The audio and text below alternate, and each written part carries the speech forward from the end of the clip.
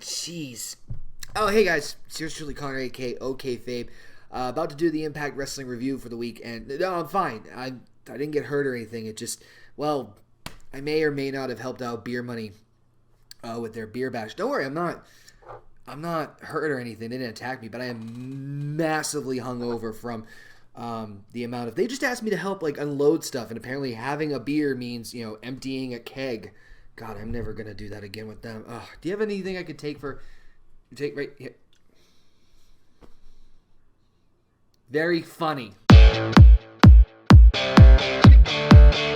Audio Jungle.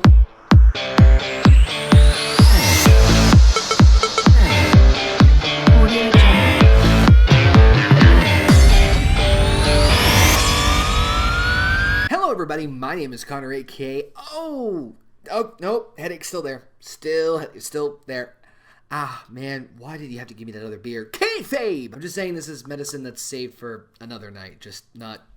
Why would you give someone who have a This is why you're not my doctor. That's right, ladies and gentlemen. Guess OneWrestling.com has liked me, well, apparently at least enough for one more week, to bring me back to review this week's episode of Impact Wrestling from January 12th, 2016, and boy howdy, we have a lot to talk about, including the Kurt Angle Farewell Tour and some intriguing developments with the TNA World Heavyweight Championship heading into next week's program. As always, we encourage you guys to let your thoughts known. Let us know what you guys think about what happened this past episode of Impact Wrestling on Poptv by hitting us up at Twitter, Facebook, and of course, make sure you check out OneWrestling.com as well as us here on the OneWrestling.com YouTube channel by hitting that subscribe button and hitting that like button.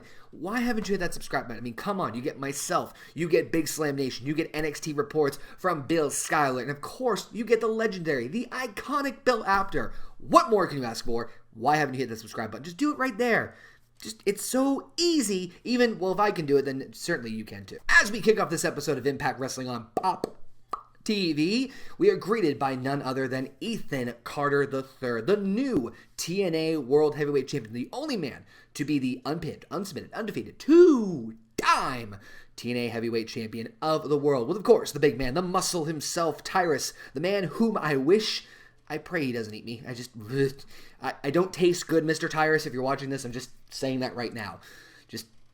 This is just blah. As EC3, who, can I just say, he just really looks good with that championship. I mean, it just looks smooth, elegant, it just looks right. You know what I mean? As he comes out and proclaims that finally everything, justice has come, vindication, as he is once again TNA World Heavyweight Champion, he is interrupted by a Hardy Boy. No, not Matt.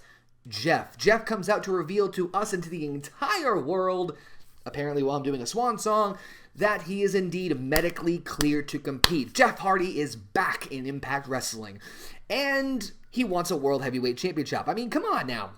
Why wouldn't we want to see Jeff Hardy versus EC3 for the world title? You know how badly EC3 is wanted? He wants it so bad that he's going to pass it.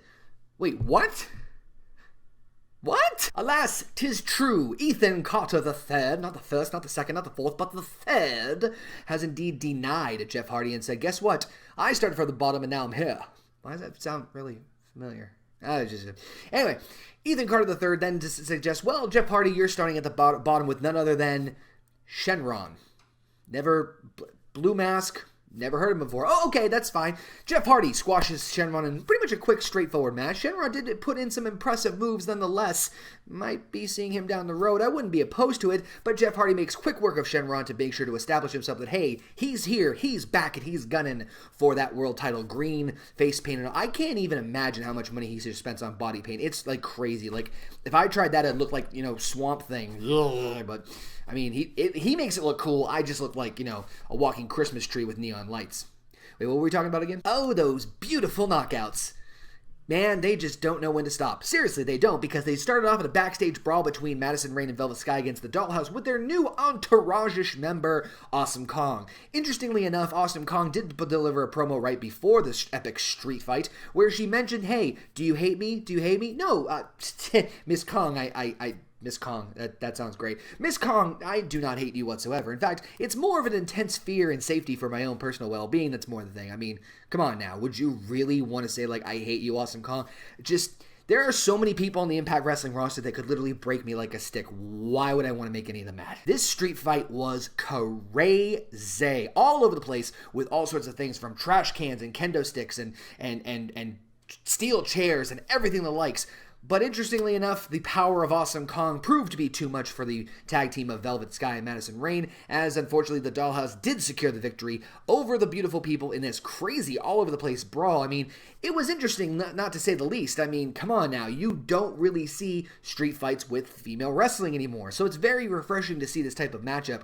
And the only critique I would say is, why would you hit Awesome Kong with kendo sticks? It's just gonna make her angrier. I'd probably just hit her and just run like a coward. Just run that direction. I love you, Miss Kong. Please don't hurt me. Next up is the beer.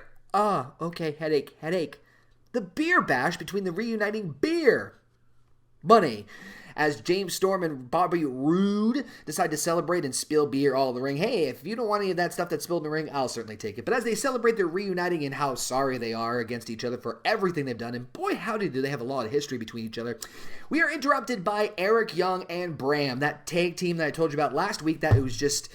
oh boy, I do not want to... have you seen their eyes? Eric Young proclaims that he still has issues with Bobby Roode, and he wants the one thing that Bobby Roode has, and that is, of course, the TNA King of the Mountains Championship. And so, Bobby Roode, being the defending champion and being the righteous, honorable man, of course, puts the title on the line against Psycho EY, and boy howdy, was this a good match. As I mentioned in last week's episode, I was kind of hoping, and I hope to see in 2016, that the King of the Mountain Championship come somewhat of a mid-card championship, or rather the workhorse title, where you see really epic matches on a consistent weekly basis, and boy, did this deliver. As I also mentioned last week with Eric Young, really kind of reminded me of how legitimate he is. I definitely give him credit. I give both of the men in this credit this matchup. This matchup was a solid, straight, technical, fantastic, well-put-together matchup. Definitely one for the ages, definitely one for the record books, and definitely another victory for Eric Young. Eric Young capturing the TNA King of the Mountain Championship after some interference and shady shenanigans. I just like saying shady shenanigans. Ain't no Shay. What's up, buddy? As Bram and James Storm duke it out outside, but we do see Eric Young capture the TNA King of the Mountain Championship, and this should prove developing and should be interesting, considering that they're still keeping Eric Young and Bram a tag team, as I mentioned before as well too. The tag team division should get quite intriguing for 2016, so what else could happen in 2016?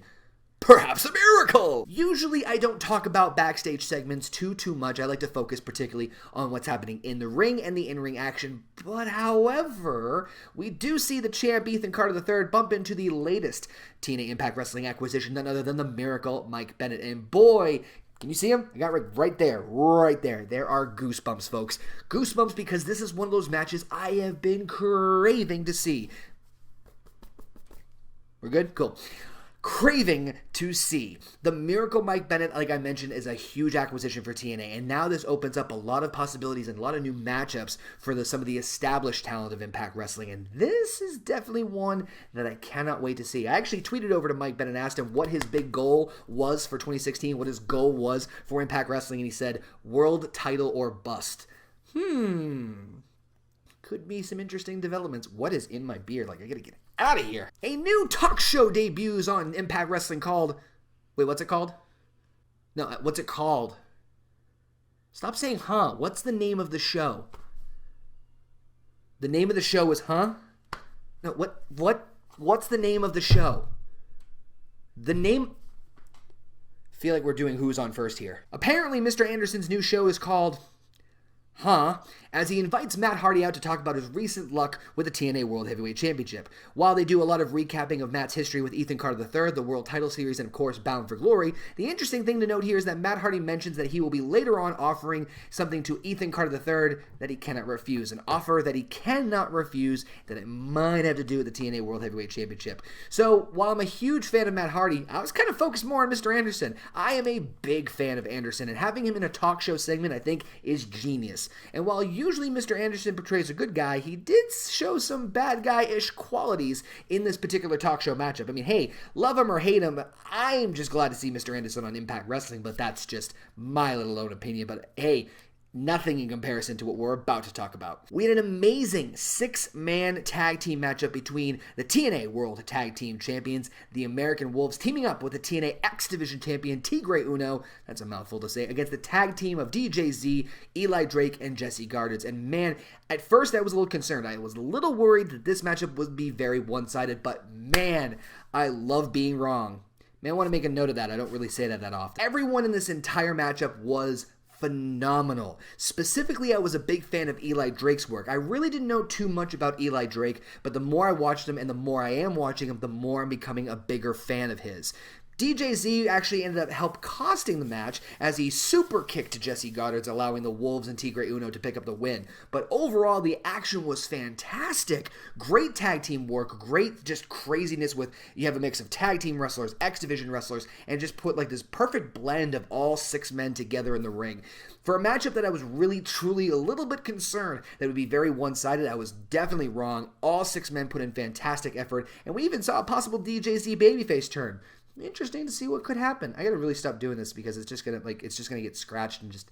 Before we get to the main event, we did see indeed Ethan Carter III mention that he heard about Matt Hardy's proposition he can't refuse and asked Matt Hardy to bring it out and, of course, lay down this offer. Matt Hardy definitely delivered by stating that he wants one more shot at the TNA World Heavyweight Championship, which he will receive next week. Once again, it will be Matt Hardy versus Ethan Carter III, but however, not only is the championship on the line, but so is the contract for Matt Hardy. That's right, it will be Matt Hardy versus Ethan Carter III next week on Impact Wrestling for the TNA World Heavyweight Championship for Matt Hardy's contract. Title versus career in a last man standing match.